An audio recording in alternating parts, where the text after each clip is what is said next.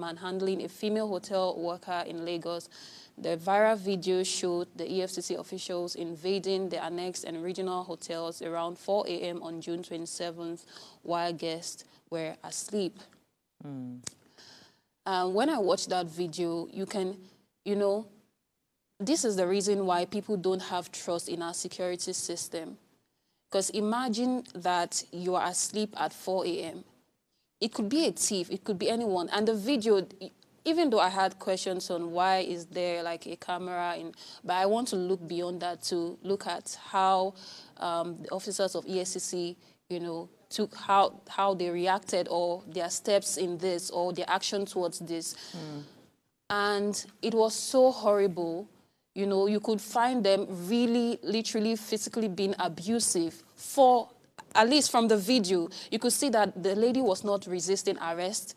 Even if, I don't know, perhaps maybe if they've been trying to like get through or get her to open the door or things like that, maybe she's resisting. But who would not around 4 a.m. in the morning and someone is knocking, you're not expecting anyone. You can find that they broke down the door and forcefully got in and, physically abused her. I don't know. This is just a message to our security, members of our security officials. These are the actions we take that makes people not to trust the security system, because you're always scared. Instead of them protecting you, they are always the one rather abusing you. So please and please, this is a message to our security system, to our security officers, to the members of our security, that we should approach things, properly, such that people can have trust in the system. Because videos like this goes ahead to give people reason why they cannot trust our security officials. They can't trust the security system because they know that they can't protect us. Absolutely. Well said. Festus Keyamo, our Honorable Minister for Aviation, has said that private jets are used for money laundering and drug trafficking. That story is interesting. So from the reports, he said that they are ensuring that regulatory bodies look into some of the operations of these private jet owners. He made a revelation in Abuja when he inaugurated a ministerial task force committee to checkmate illegal chartered operations within the country. He says that there has been heavy losses, right, as a result of some of these things, right? That lots of, and again, a lot of billions of dollars, right? They've lost billions of dollars, and they've also, these activities have raised serious security concerns. The truth is, he's not saying anything new that we do not know. We've heard so many stories around how even general overseers are moving cash with their private jets to other parts of the world and all of that. So it's not something new. I'm hoping that he would, follow through and truly, truly clean up the system. Because yes, most of people have heard that, I've heard in some quarters that truly most of these private jet owners, and even when, that's why even with artists and celebrities, they use them as, carriers to be able to move again, because they are in a private jet, there's no screening, so a lot of things really go on with, private jet owners. So let's see how he goes with that. We'll take a break. When we come back from that break, let's discuss real estate in Lagos State. Stay with us. The Lagos.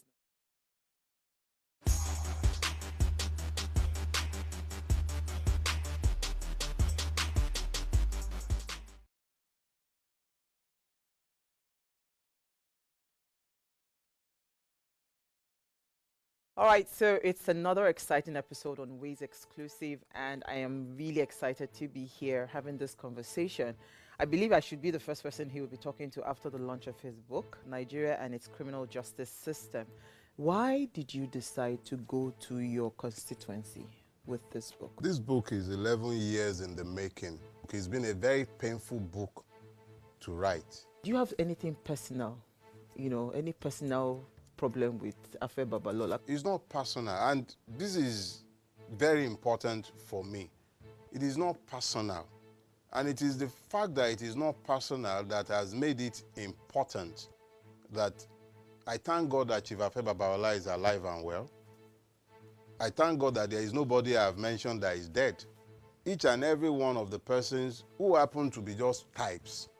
Because if it wasn't Afe, if it wasn't any one of the other persons, it would have been someone else, because it is the system that has allowed this to happen.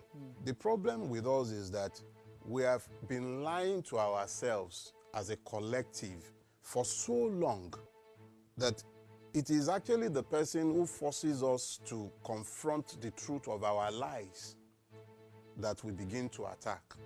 At the time of this event, I think it was Babatunde Raji Fashola, Yeah, he was the governor. That was the governor of Lagos State. And, you know, for your own, I mean, you expressed your disappointment. Yeah. So the fact that he was a legal practitioner, he is a senior advocate of Nigeria, and you would have thought that, you know, that should have been enough for him to kind of like act, you know, at least even respond to whatever it is the situation was. Put it this way. BRF was the governor. I had no expectation of him being present in every situation, and I didn't expect him to be the one to deal with the problem. But I expected him to take an interest in what was going on.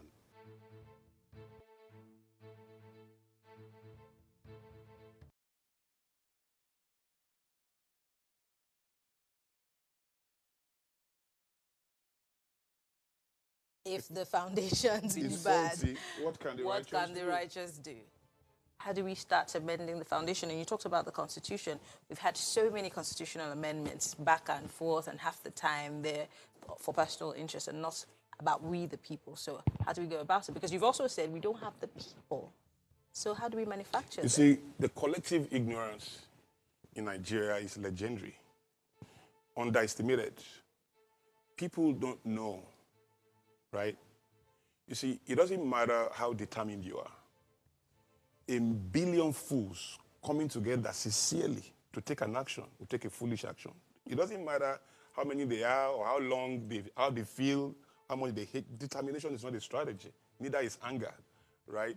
People have to learn to subject their feelings to reasoning and allow those reasoning to be guided by truth before they move to action. There's a lot of movement going on in Nigeria, but 99.9% of the time, it's a movement of emotion to action. The reasoning and truth is missing within the gap. And no strategy. Now, when you have a critical mass that are terribly ignorant, fearful, and opaque, because you see, you have to understand the character of the Nigerian. He is extremely hopeful. Extremely hopeful. Now, anything you are willing to tolerate will never change. Never.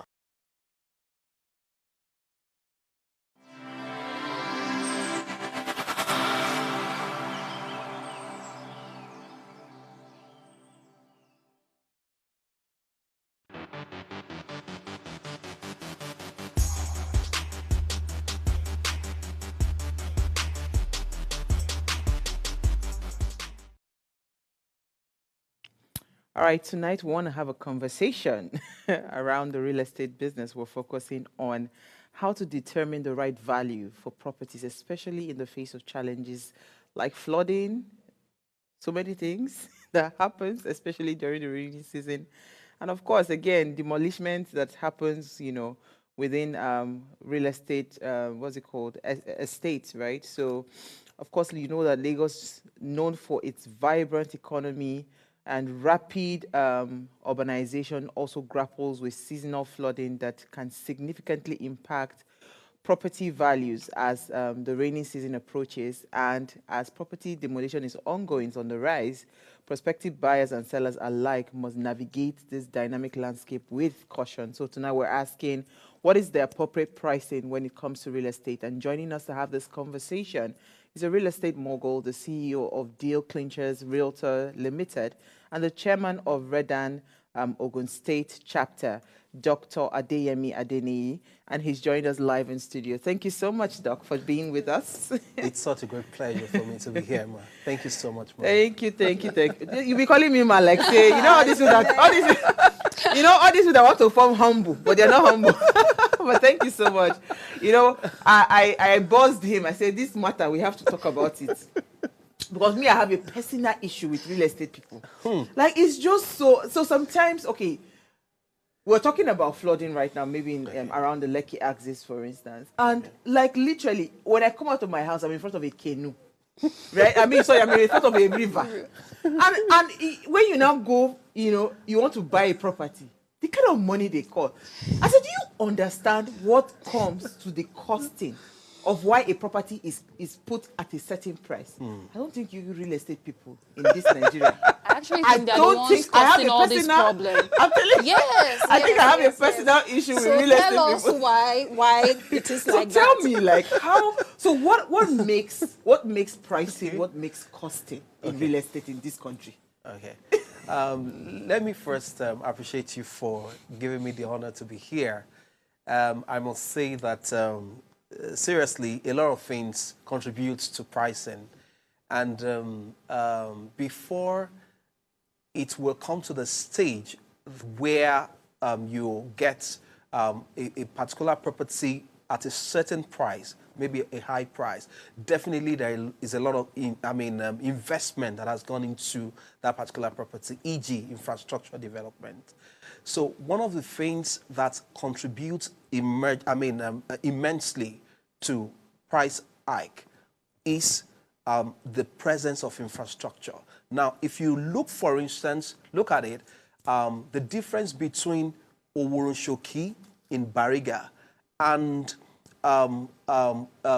Ikoyi Parkview is just separated by water. But why will Oworo sell for about 20-30 million naira per plot, and a Parkview will be going for about 400 to 500 million? The difference is infrastructure. Because, yes. Because continue. I want you to learn. Hey, I planned for you this evening. Go ahead. The difference is infrastructure. So, because that's actually the bloodline of real estate, infrastructure. So please, okay. Dr. Adeyemi, tell me which infrastructure do you have in Parkview? Okay, so it may not mean so much to you, yes, but to an average estate developer, what sells you out from one particular estate to another, even on the same streets, is the infrastructure development within that place. I'll give you another example. There is an estate in Oregun in Ikeja. On that same stretch of Kudirat Abiola Way, there are places that are selling for about 100 million for a unit of duplex. And on the same streets where the estate is located, these particular estates will go for as much as 250 million. The difference is the infrastructure. When I talk about infrastructure, the road, the electricity, security, water, and so on and so forth. What we have in Lekki that you are complaining about, that made you to have this beef and this personal arrangement for me and the rest of it, is simply because of what human has caused. When you talk about human error, human factors, we are the ones that litter places everywhere. Yes, there is absence of drainage, proper drainage system in many places, but even where it is present, there's a lot of clogging of these drainages caused by human factor. So the government has done our own parts. It is left for us to manage and maintain. All right, we'll come back to you. Glory, let me consider. I'll come to Norma. Since you decided to start calling us Ma. So this is a setup. With all the infrastructure and everything you were saying, which leads to the high cost, or you said it's okay since there's infrastructure. As a business person, because if you go around Ikoyi, all these places, you find so many infrastructurally sound real estates, which are unoccupied. Is it a wise decision, like making putting all of this together, making it like very high and making it difficult, the affordability quite difficult? Do you think like it's a strategic business decision, knowing that some of these are actually placed out for rent or maybe for sale? What do you think about that?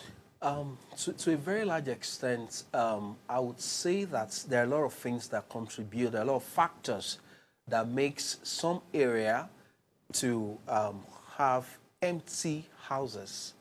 Now, we have a lot of property speculators in the markets. Those are the people that would buy into property about the time it's been sold for off-plan, or some people may have some businesses done and they have some loose cash. Rather than keep it in the bank, they just go buy. And because of the way some quote and unquote house users will handle mismanage the properties, some of those places you see empty today used to have people living in there. But the moment the owners see what they are doing with their houses, especially there are some class of or races of people who are not Nigerians, that once you have them in a property, one person you actually give the house to call another one. I mean, there was a time I gave a house for them to give me a tenant in it, and they told me they just got, I mean, I won't mention the particular country. These nationals, these foreign nationals are so much in that particular estate. And they said they got it. They're going to pay almost like 5 years rent. And it was so juicy. But I turned it down. Why? Because at the end of the day, all you have collected from them, you would use to renovate the house all over again. So in some cases, some homeowners would tell you, I'd rather leave it empty if I don't have anything to do there. Now, when you now talk about, we have a lot of people who don't have a place to stay, and we have houses that are empty. Now, this now comes to the place of human face. Now, when I was a tenant at a time, I met someone who told me all he would do for me was to take 2 years' rent. And I told him, sir, you can't take 2 years' rent from me because the law says you should do 1 year, right? And he told me, go back and study your law again, that this law forbids some areas, is not covering some areas. When you talk about premium properties, forget. Now you waka go there. If you no get money, no enter. So there are places that once your rent expires, pack your load and go if you can't renew. Okay, no, let me bring in Norma. I know you want to come back. Norma, come in, oh. Hey, I'm ready for you. Go ahead. Help me. Okay. Adeyemi, thank you for shedding light so far. So we're talking about overpricing, right? And when we say overpriced assets, overpriced means that something is costing more than it's worth. And I share Ua's sentiments when she says that you go to certain properties and the value that they want to command. Real estate is actually my first degree. A lot of people don't know that. So, but being in real estate at the time, that's when I understood certain things, because you're having conversations with certain landlords and they tell you that they want to command certain value for their property. And even you as a real estate agent, you know that this property is not worth that, right? So we're talking about overpricing. And we also see this being encouraged by real estate agents, right? Overpricing the worth of a property, giving value that it doesn't actually command. So maybe in terms of location, yes, it's in a highbrow area, but the property, the structure itself has no value that it's offering, and yet people want to be able to command that. Okay. In that regard, would you say real estate agents like yourself are being... He's not the agent, too. He's the owner of the agency itself. Are you saying that they are contributing to the problem of overpricing within the Nigerian environment, or in the industry at large? Okay, let me just first say that I didn't know that you are more than two. It's true that you prepared for me. So I'll come this way, that a lot of these challenges being experienced also, we can't take out the place of the agents away from it. Because the higher the price, the higher their commission. In some cases, there are landlords that have said, oh, this house, I'm taking 5 million naira per annum from it, for instance. And the agent is saying, I can get it for 7 million for you. 7. It's now, your friends are taking, all around, your neighbors are taking 10 million, 8 million. And the landlord say, oh, anyway, if you can get me just 5 million, I am okay. If you get anything other than that, it's yours. So some seem to mark it up. And if the regulations we have, if we actually enforce it, then those can be copped. Now, we won't take out the fact that these things happen, and some of them may be as a result of probably title. Title makes this pricing to go up. Like you see a place where it has probably a certificate of occupancy, and I mean, whether individual or global certificate of occupancy that covers an entire estate, and the next one doesn't have. I mean, so to that extent, so because it commands value. Property. It's safer. All right. So, and when you talk about the place of the agents, even if the landlord is saying, okay, give me 5 million, the guy is saying, 10% of 5 million is 500,000. If I'm able to get for 7 million naira, then 10% will attract more. That's 700K. So these are some of the challenges. However, when you look at the upgrade of a particular house, the finishing, the detailing, in the same neighborhood, it may be higher than the other. Like a neighbor of mine, in our own house, everywhere is marbled, Italian marble, from top to down, and Versace everywhere. Now, in the same estate where someone will give a house for, of course, these things doesn't happen in most of the developed countries, the Western world, because there's regulation. Everything is similar. It's almost similar. So when you say this house is selling for $100,000, you have, even if there will be discrepancy, it's not going to be obvious. But in Nigeria, I can determine my prices. Why? Because some of those infrastructures, I have to be the one to put them in place. Okay, you know what? Let's go on a very, very short break. We'll be right back. I have more questions. Stay with us.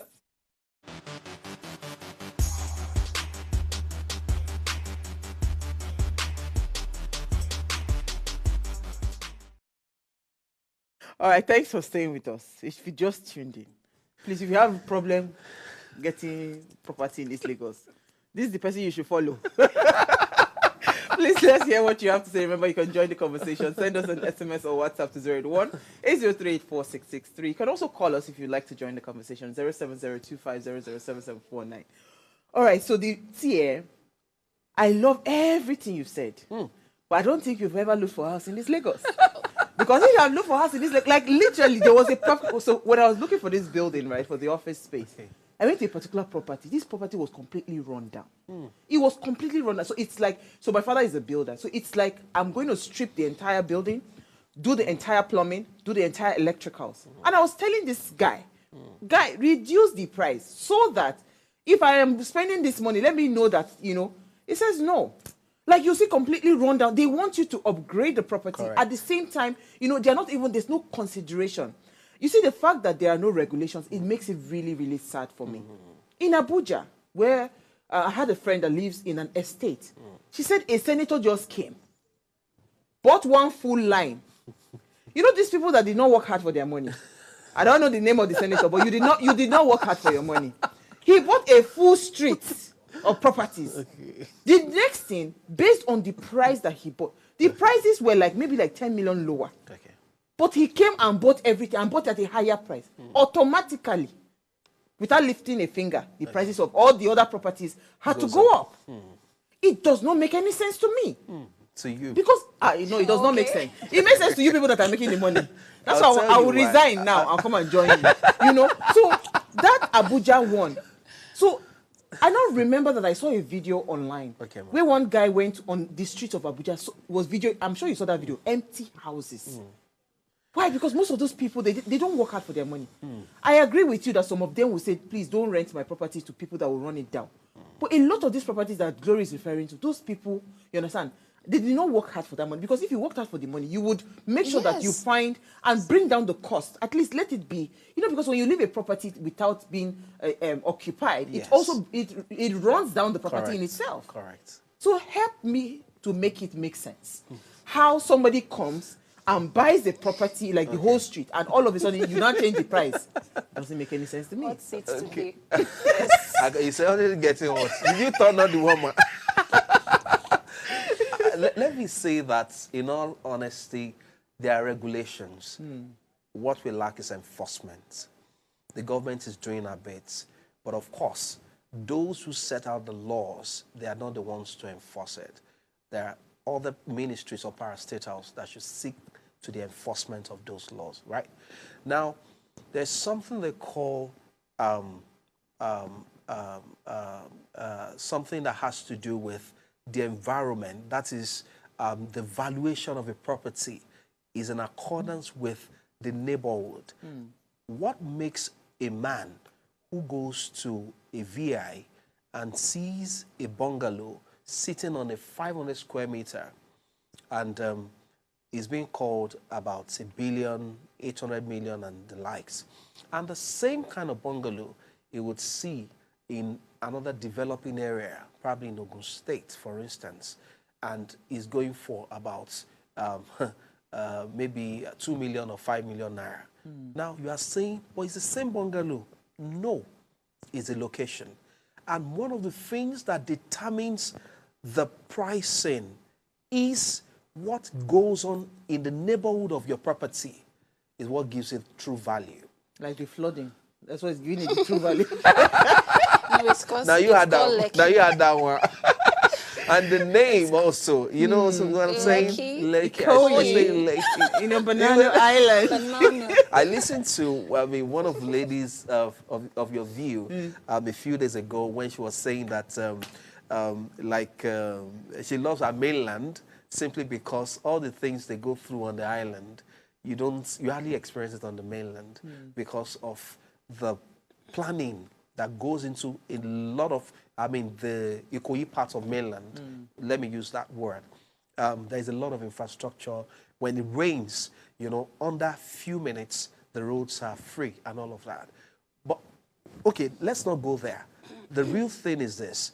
Whatever happens in the neighborhood of a certain property, when I talk about what happens, I'm talking about development that comes to play around, is what determines the true value of a certain property inside the middle.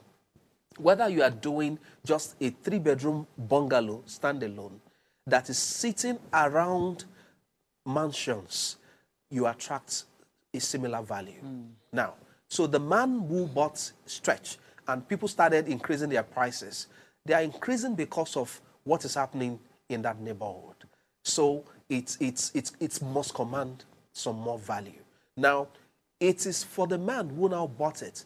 When you now talk about the use, what he intends to use it for, that's something personal to now him. He may decide to lock it up because it's his money. Now, you said somebody may not have worked hard for the money. I don't encourage that.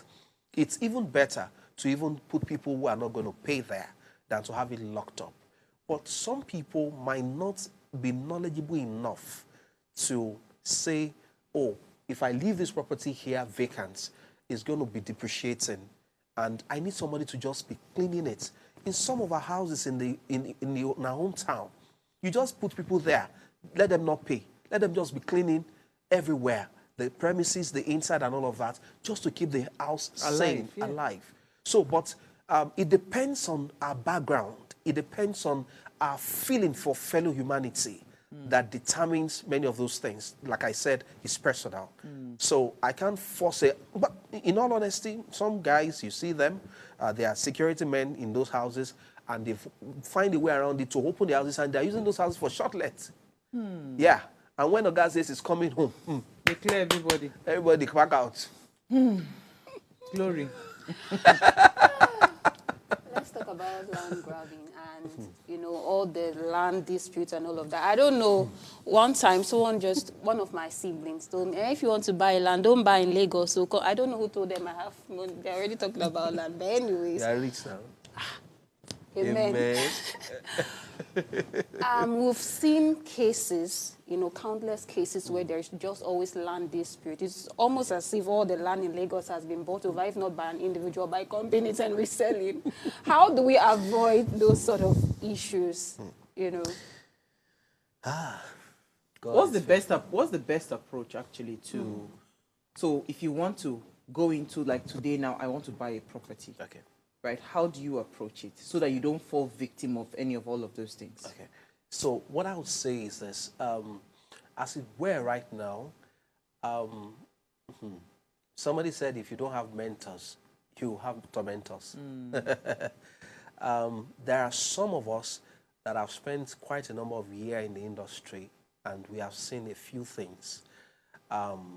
I think it's high time to ask questions, get consultants, seek advice, so that you don't fall into the same thing some people are falling into. By the grace of God, as the chairman of Real Estate Developers Association of Nigeria, Ogun State Chapter, we're one as a body, whether Lagos, Ogun, all the states across Nigeria. We hold meetings. We talk about, in fact, I mean, the way Redan is structured now with our new leadership, it's like one of the most powerful bodies. Why? It's because just one mistake from a developer can destroy 100 people and kill them in just one mistake. Sure. And I mean, if there's a mistake in an hospital, it may just affect just 1 or 2 people. So you can see how sensitive our sector is. Yes. So we can't afford to play careless. Now, from the feeders we are getting, we have a lot of people who have had a fair share of some of these challenges. Maybe you missed your due diligence in a place, you didn't get it right.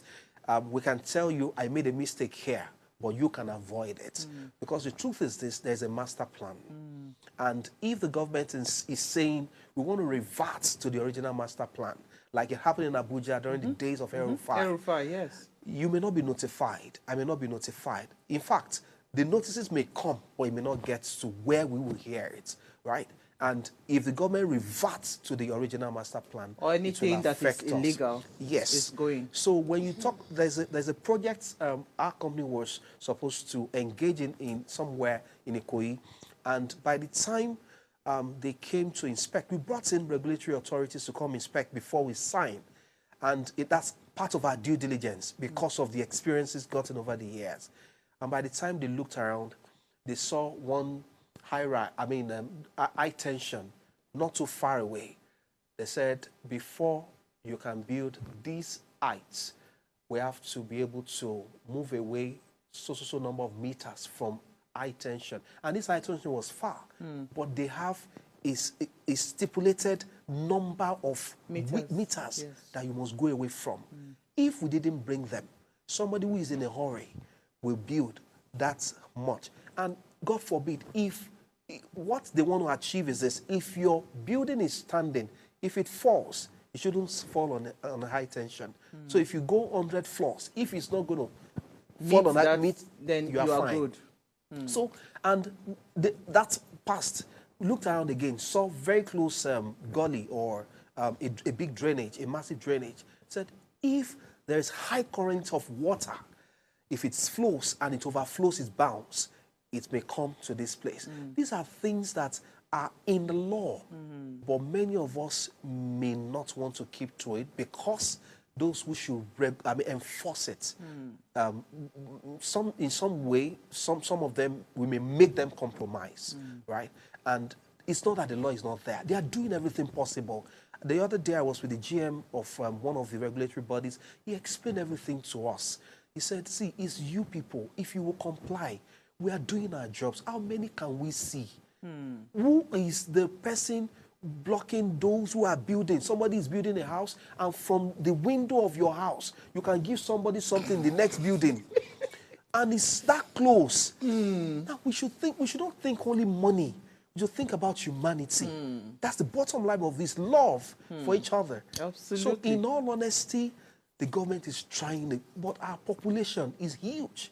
I was explaining to one of my... They have to bring down prices of houses in Ikoyi, Lekki. I'll give you... You have your point. It's true. Enough. It's true. So if the government would match up or measure up in the place of building more houses is going to help a great deal. Because the government is trying, but our population is increasing all the time. I told one of my proteges in the US when I was training him today online, and I told him, I said, I visited Tanzania and I saw the real estate markets. The landmarks of Tanzania and Nigeria is almost the same. But while Nigeria is about 230 million in population, Tanzania is about 63. That's why one man will build on about 10,000 square meters in Tanzania because there's enough land. And so he can plant in his compound and also be rearing animals in the same compound. And you see them, they live so old because there's fresh air. Okay, Norma, let me come to you for your final question. I wasn't sure there was going to be any time left for me there. But Adeyemi, I wanted to just chip in this final question with regards to the regulatory measures and the policies. You said, countless times that government is doing quite a lot and all, but the people are not feeling what they're doing, right?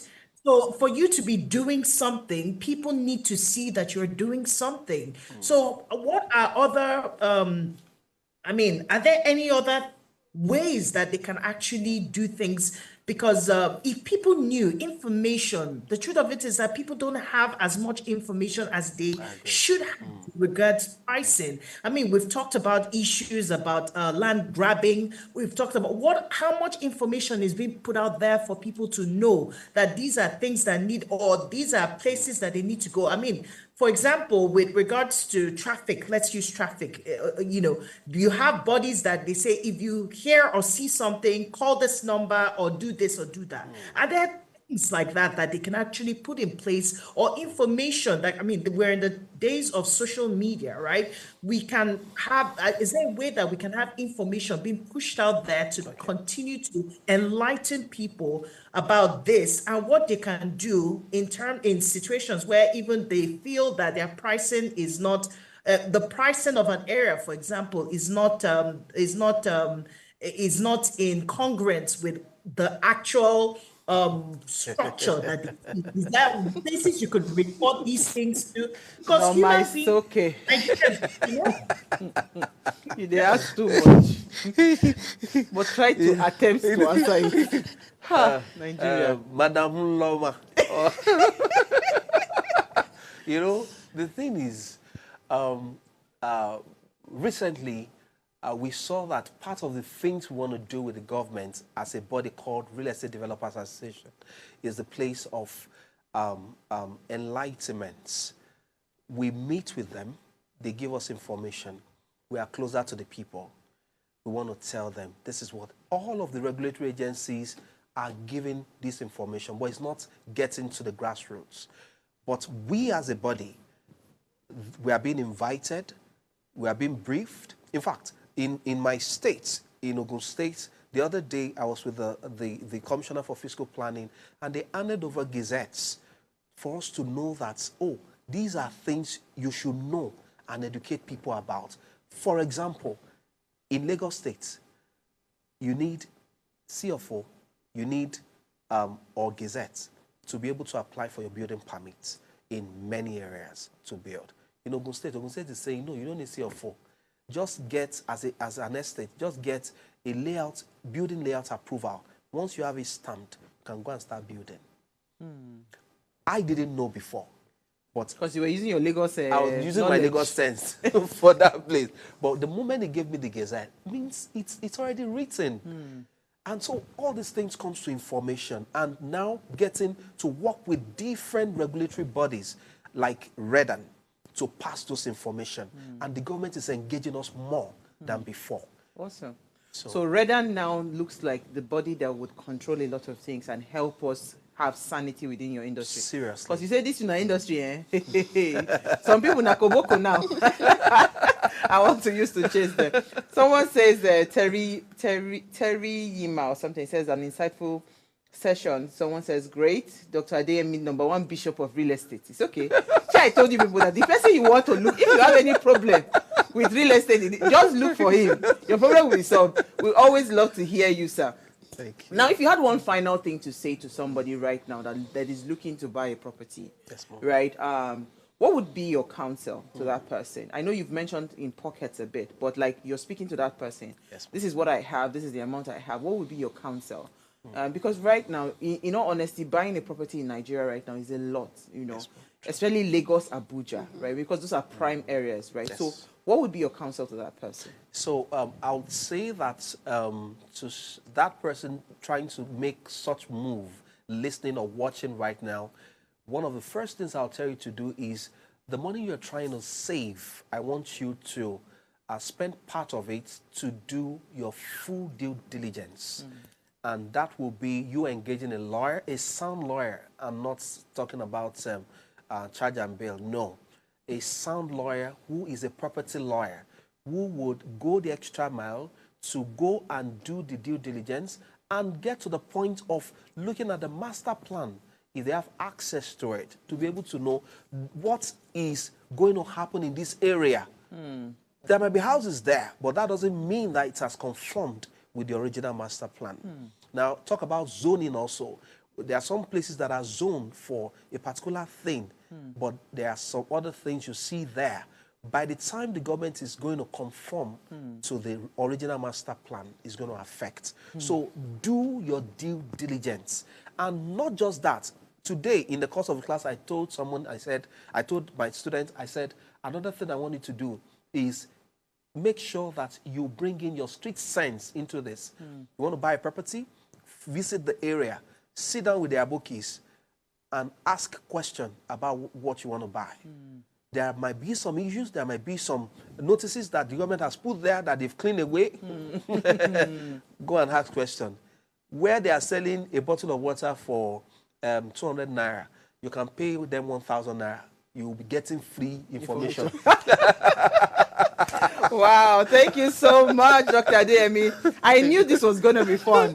You know, see, this is why I chased you. We're going to chase you more. But I think we're going to keep having this conversation because I feel like, you know, a lot of things that have happened within Lagos State, it's kind of like giving people weariness, especially within Lagos. Yeah. It's almost like the things that are happening is demarketing Lagos. But I believe with what you've said, you know, truth be told, if we really check master plans and all of those things, it then helps us to have an understanding. Yes, ma'am. You know, so it's not looking like it's an attack from the government or anything. At all. I get you. We're going to keep bringing you back. Say Amen. yes. Amen.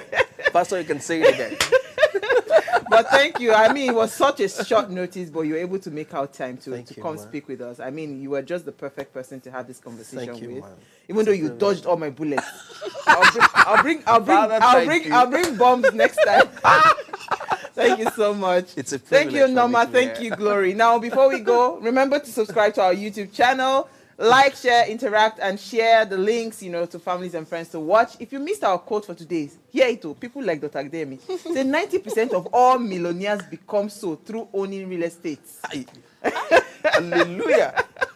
We'll see you guys on Monday as we bring another great conversation to your screen.